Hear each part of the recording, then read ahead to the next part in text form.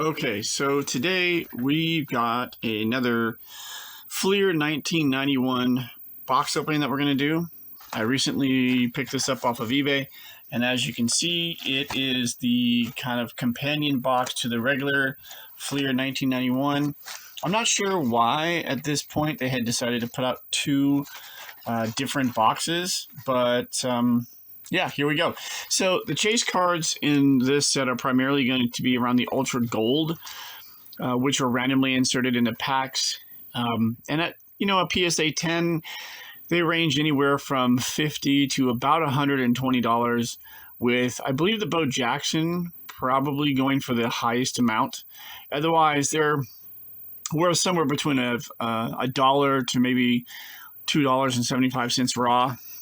But like I said, I recently picked this up on eBay from a seller. Now, they didn't say that it was an unpicked pack. Obviously, when this box was released, it didn't have packing tape on the sides like this one has. So, can't say that it hasn't been touched. Now, with the last video, it takes about, a little bit of time to go through these. I'm just going to go ahead and pull out all the packs so that we can get started. And hopefully we get a good mix of cards. Of course, being a hardcore Giants fan, looking primarily for those. And of course, Bo Jackson, Ken Griffey Jr., all of those cards. All right, sorry about that. So let's start with the very first stack. Wow, these are kind of tough. They're not like your standard wax packs, so they are a little bit harder to open. And unlike the bright yellow cards from the standard Fleer 91 set, these ones are a bit more easy on the eyes. We still end up getting this little insert sticker. Don't have any use for those. Oh, first pack we get a Barry Bonds. We get a Matt Williams. Now, I'm going to try and get through these a little bit quicker than I normally do. Roberto Alomar. If anybody sees anything in here that is particularly of note or value, let me know. I did not see a ton of rookie cards. David Justice, one of the luckiest and, in my opinion, one of the dumbest baseball players in history. Anybody who is married to Halle Berry and decided... I don't know. That's just so weird to me. If the rumors are true that he decided to play the fields at other stadiums rather than stay with his wife. I don't know. That's crazy to me. But hey, not my life. All right. So far, we have not come across any of the gold card inserts. Oh, so yeah, we're looking for... Canseco's, McGuire's, Ken Griffey Jr., Cal Ripken Jr. Oh, look at that! All these cards down here have a little bit of damage. Padre. Okay. Oh, we got the Nolan Ryan. Okay, let's set Nolan Ryan aside. I almost missed that. Yeah, I actually prefer the regular packs to these. These are pretty damn tough to open. I don't see how anybody could search them for sure and then reseal them. It'd be damn near impossible. These are very reminiscent to me of sleeves for packaging for Magic the Gathering. Okay, we got a Padres. All right.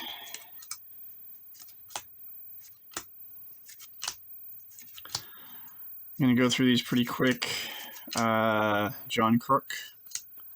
Shane Mack. Okay, Will Clark, my favorite player of all time. And of course, the first card I end up with, that's an Ultra Gold, happens to be his, which at a perfect 10, it sells for around $50.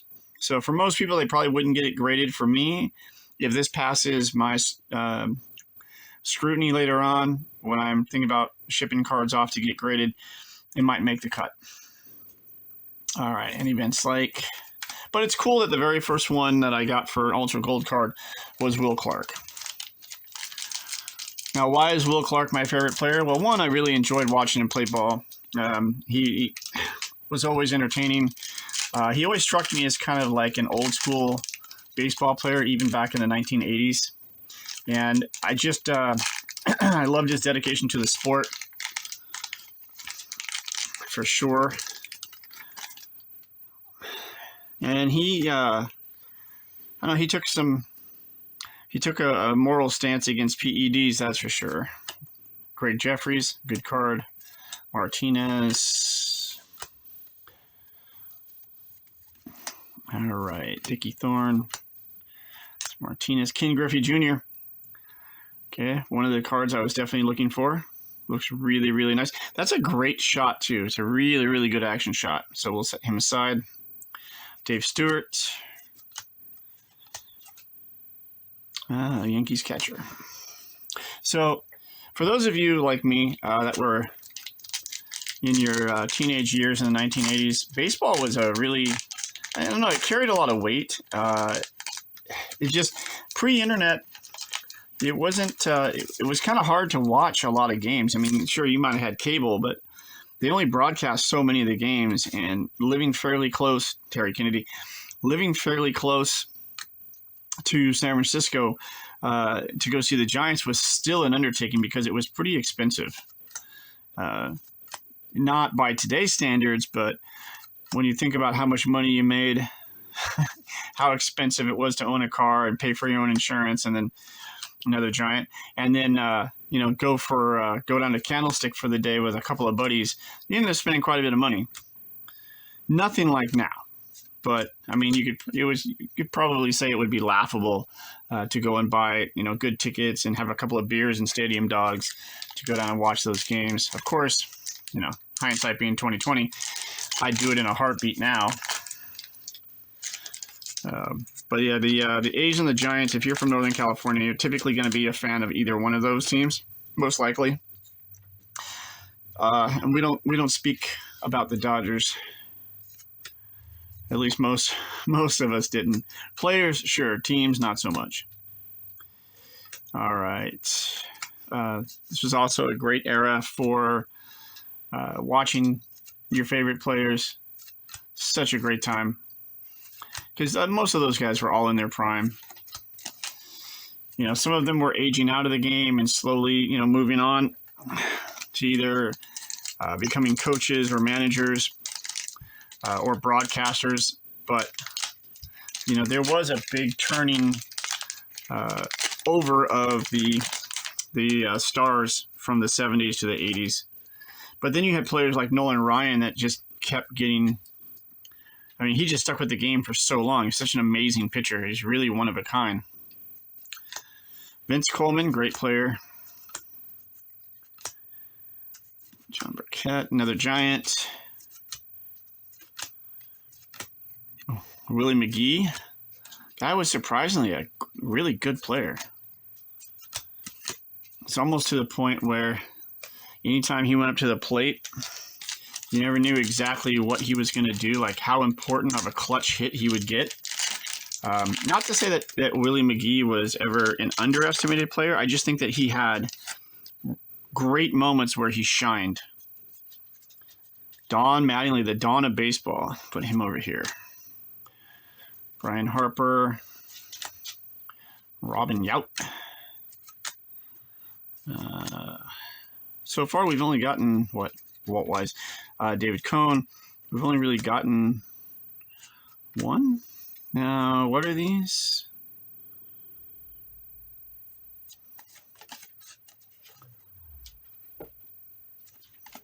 Okay. All right. Unfortunately, we're not going to get any Provision cards in this set. As you can see in the background there, I have two other boxes there. I have a few more boxes of the Giants catcher of more of the regular Fleer 91, which I actually prefer to this set, to be honest. Terry Pendleton, great player. Smith. Start setting those aside. Mike York. I'll do some more research on these later on. Steve Sachs. So This era for baseball for me, I was kind of like a young adult at this point in 1991, so I had a lot of distractions, mostly revolving around the female gender. So I was pretty distracted from things like baseball. I was too busy working, dating, kind of being a young man. So anyone, I guess, at that age is another Steve Sachs. So I never really, checklist card, I never really continued to collect baseball cards after a certain point and certain incidents that took place in my life, like my collection had gotten stolen. I'd mentioned it in a couple of videos already. Kind of killed my interest for a while. I mean, I still followed players, but I just got out of the hobby. In the early 90s, I was hardcore still into comic books. And of course, anybody who collected comic books in the early 90s, well, we're all kind of victimized by that era in the sense we spent way too much money on crap. And I do mean crap because there was a lot of it produced. Although this is known as the junk wax era, this era also incorporated just a ton of crap comic books that were being produced. Oh, Ricky Henderson, star player. So, yeah, not a great era in general for collectibles, unless you're getting into video games. Video games in the early 1990s and Magic the Gathering cards were huge now. Well, they're huge now, but they were a growing market back then. As well as, like, I want to say Transformers. So those of you that are into a lot of different collectibles like I am, that was a great era. Now, the one thing I will say is I still watched baseball this era because although I wasn't collecting cards, I was still a fan of baseball. And I pretty much remained that way all through the early 2000s, Gary Sheffield. That is an awesome card. I mean, look at that photo. That is fantastic. I'm going to set that aside just because I like the shot. And I'll do some more research on these, this particular set once I'm done sorting them all. Andre Dawson, fantastic player. All right. So I'm really interested to hear, for those of you who were old enough to remember the early 90s in baseball, like what memories stand out for you? Whether you were collecting cards at the time or you just watching games on TV. It always seems like there's quite an era where teams go through phases of being extremely hot. I know the Braves have had theirs, the Yankees have theirs, the Dodgers have theirs, and a lot of it comes down to how much money do they have to spend. And of course, once Bonds moved over to the Giants, he ran off most of the clubhouse because you just couldn't walk in there with an ego that large. And he just literally pushed everybody out. Let's see.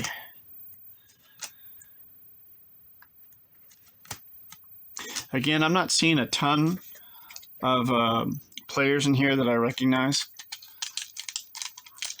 I'm still setting aside like all the all-stars that I know. Probably a lot of these guys are, well, not a lot of them, but the top players are going to be Hall of Famers. We got a Yankee sticker in that one. Player checklist. Mark Davidson. Now, that's not to say I don't recognize Tom Glavine. That I don't recognize a lot of these guys, I do. Mark Grace, definitely recognize him. Sabo. Dave Winfield is a giant of a man. Fantastic player. Great career, too. All right, so we're about halfway through the box. 14 minutes into this video. I'm going to try and make sure that we get through at least half of it. I might have to separate this into 2 videos. Ooh, that got bent up. All right.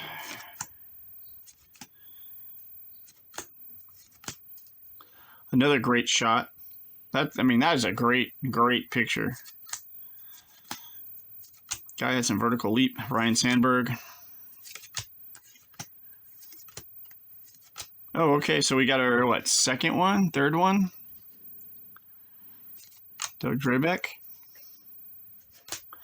All right. I don't think Don Drebeck is really, I mean, that particular version of his card is worth anything. I don't really remember him. I remember his name, but I don't remember much of his performance or play history. Let's see. Kirby Puckett. That's a card I definitely wanted to get out of this set. All right, we got another one, Barry Bonds. So as far as the Barry Bonds go, this is definitely one of the more expensive ones in this particular set. So I would end up getting that one graded, even though I'm not a fan of Bonds, but I'll definitely get it graded and sell it to somebody who is. Brett Saberhagen. I think that's the second time I've gotten his card in this. Rick Aguilera, definitely remember him. So sometimes I wonder, Fred McGriff, the crime dog. Sometimes I wonder if all of us as baseball fans are very regional, because it's not often that you find very many people in a particular part of the country that are fans of teams located, say, if you're from the East Coast, you know, how many fans of West Coast baseball teams are there? I think a lot of it has to do from, you know, where you grow up. All right.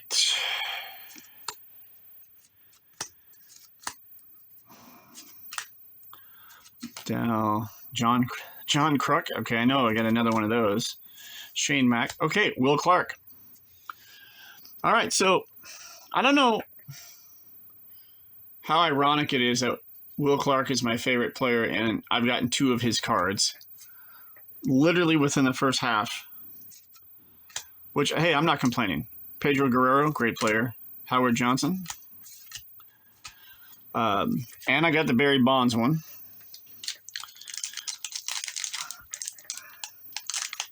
All right.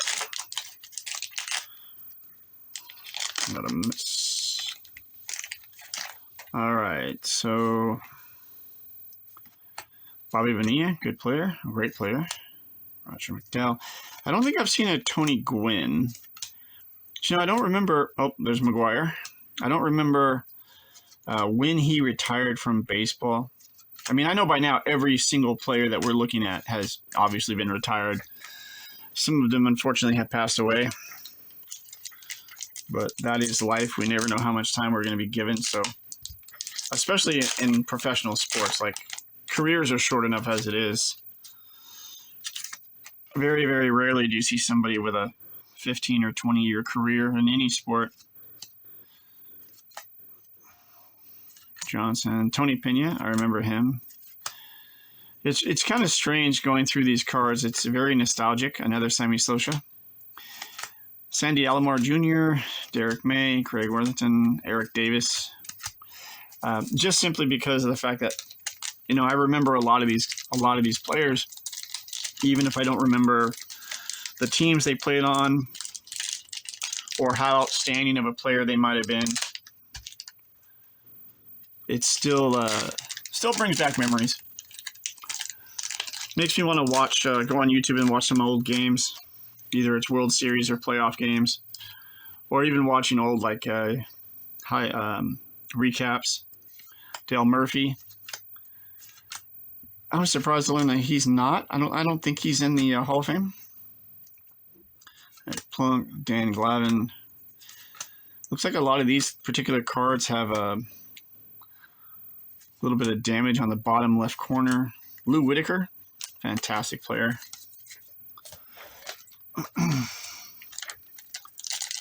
So I think I might actually be running out of storage here. I don't think I'm going to make the, I think I'm going to be able to open up all of these packs before I run out of space. So probably going to leave the last stack, finish this one if I can. I should have checked how much space was left before I started recording. Pat Borders, Ellis Burks, Jose Canseco, guy who will never make it to the Hall of Fame due to steroid abuse. Sean Dunston, look at that. What an incredible picture. Okay, Kevin McReynolds. Yeah, I think I got about 4 minutes of storage left. So I'll have to break this up into 2 videos, or edit both parts together, which will work. Jay McDowell, Donnie Hill, Ventura. Let's see.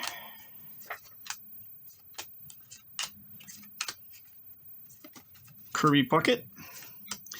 Another Barry Bonds. Okay, this has been a pretty amazing box when you think about it. The gold series of cards are randomly inserted. All right, so we got some good ones in here. Very, very good ones. I'm very surprised, but hey, you know, if I can't get a Bo Jackson or a Ken Griffey Jr. or the Ricky Henderson, just keep giving me Bonds. I'll get them graded and sell them to somebody who actually likes the player. Not that I hate any baseball players. I don't. Ricky Henderson. Okay, we got another one. And that is beautiful. Ricky Henderson was one of my favorite players in the 1980s, and I remained a huge fan of his. Guy is just an all-around really good player. Lance Johnson, Tom Glavine, Jerry Brown, another Mark Grace. Yeah, there's a little bit of replication in here as far as our duplication. Okay, but I do like the gold border cards. I think they're a nice insert into this set, so I'm really glad that they did it. Oh, Barry Bonds. It's a really, really nice card.